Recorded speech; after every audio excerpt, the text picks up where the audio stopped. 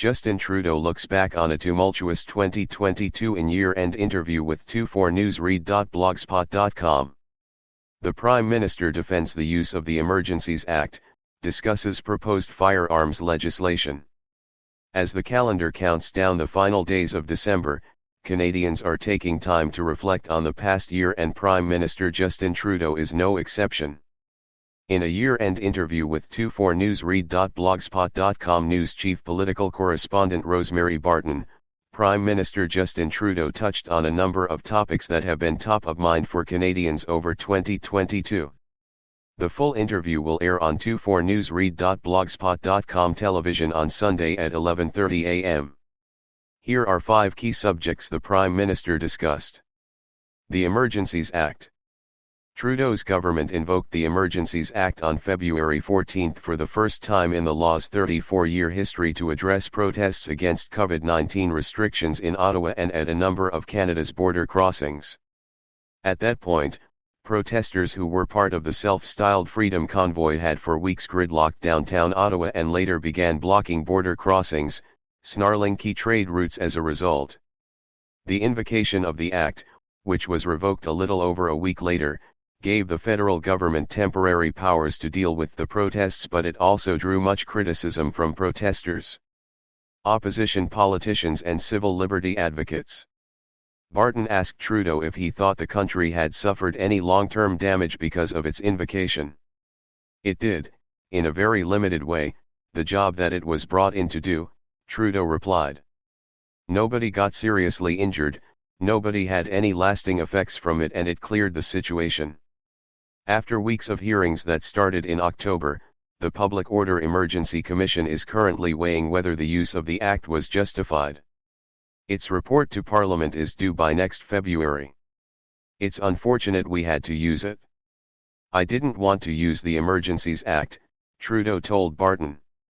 But when we got to that point, as I said in the commission, it was one of the only tools left. Trudeau said he's looking forward to the Commission's recommendations on how similar situations could be addressed in the future. Restricting firearms.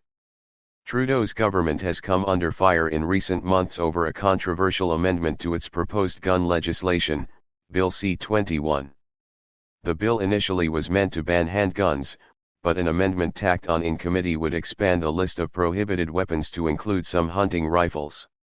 Trudeau and his cabinet have insisted they aren't targeting hunters with this legislation. But in his interview with Barton, Trudeau said some hunting rifles would be prohibited under the new law if it's passed. I'll be entirely honest. There are some guns out there, not many, but some that hunters are now using for hunting that are overpowered or have characteristics that make them assault-style weapons, he said. The Prime Minister said the legislation isn't meant to criminalize those hunters and insisted there would be a buyback program for guns that fall under the scope of the bill. The war in Ukraine. As Russia began its invasion of Ukraine, Canada and other Western allies began offering aid to support the Ukrainian military and began accepting refugees as millions began fleeing the country. Russia suffered a significant number of key losses in recent months but has stepped up missile strikes on Ukrainian civilian infrastructure. Western allies have discussed a new Marshall Plan-style aid package for Ukraine, a massive injection of foreign capital to fund the country's post-war recovery. Barton asked Trudeau how Canada would be involved in reconstruction. He said Canada would look for ways to participate but insisted Ukraine ultimately would be in charge. Canada's absolutely going to be part of reconstruction, but we know that Ukraine needs to be at the center of it, he said. They need to be driving it. Trudeau said the fact that the war has gone on this long shows Russia grossly underestimated its neighbor. He also said Ukrainians who have come to Canada and wish to make it their permanent home are welcome to do so. Many of them want to stay. They will be welcomed and continue to be extraordinary Canadians and proud Ukrainians at the same time, he said. The economy. Canadians took a hit to their pocketbooks over 2022 due to increases in the cost of living on a scale not seen in decades. While inflation has begun to ease off, the prices of some necessities such as groceries are still rising. Statistics Canada reports that the annual food inflation rate hit 11.4% last month, up from 11% in October. Gasoline prices declined by 3.6%, but are still up 13.7% compared to where they were a year ago. The NDP has been calling on the federal government to impose a windfall tax on the oil and gas sectors and on grocery store chains. Businesses Party leader Jagmeet Singh has accused of engaging in greedflation. But Trudeau dismissed that idea as simplistic. The last thing we want to do is put on a tax that people then just pass along to the consumers, Trudeau said. Trudeau also defended the Bank of Canada's interest rate hikes. The Bank of Canada raised its benchmark interest rate by 50 basis points early this month, to 4.25%, in an effort to bring down inflation. The bank has taken its rate from functionally zero to its highest point since 2008, its fastest pace of rate hikes since inflation targeting began in the 1990s. Those rate hikes have contributed to a rise in mortgage rates and the cost of servicing other loans. In Canada we have strong institutions and the Bank of Canada acts independently in a way that it thinks is best for Canadians. And we respect that, Trudeau said. Working with the provinces. New Alberta Premier Danielle Smith last month tabled the Sovereignty Act. It outlines how the province intends to refuse to enforce federal legislation, policies or programs it decides are harmful to Alberta's interests or infringe upon the division of powers in the Constitution. While experts say the legislation is unconstitutional, Trudeau has attempted to distance himself from the act, saying at one point he wasn't looking for a fight with Alberta.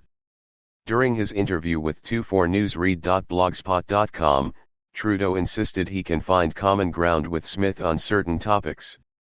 There's lots of things that we can work on, he said. I certainly think that moving forward on reaching a deal in healthcare is something that she's interested in, Trudeau said when Barton pushed him to pick a specific policy. But the state of healthcare remains a sticking point with Alberta and the rest of the provinces. Ottawa and the provinces agree the country's health system is facing a crisis. But when health ministers met in Vancouver last month to hammer out a deal, a disagreement over funding prevented any progress. The provinces have been calling on the federal government to boost its share of healthcare funding.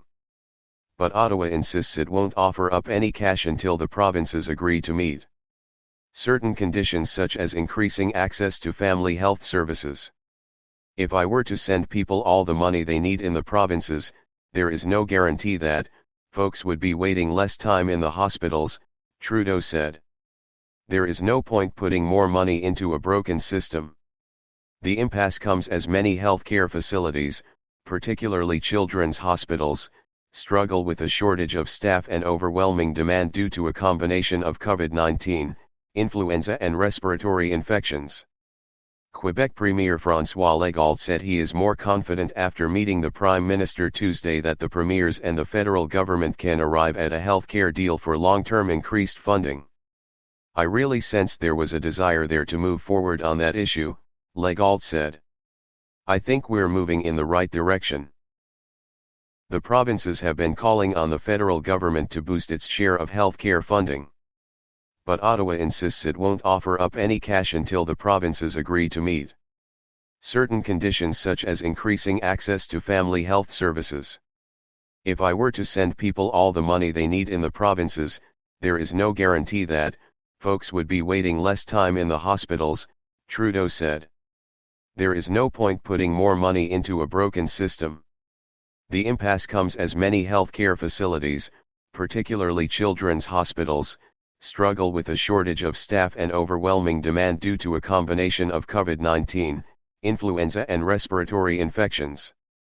Quebec Premier François Legault said he is more confident after meeting the Prime Minister Tuesday that the premiers and the federal government can arrive at a healthcare deal for long-term increased funding. I really sensed there was a desire there to move forward on that issue, Legault said. I think we're moving in the right direction. Sensed there was a desire there to move forward on that issue, Legault said. I think we're moving in the right direction. Subscribe our YouTube channel and click our bell icon for new videos.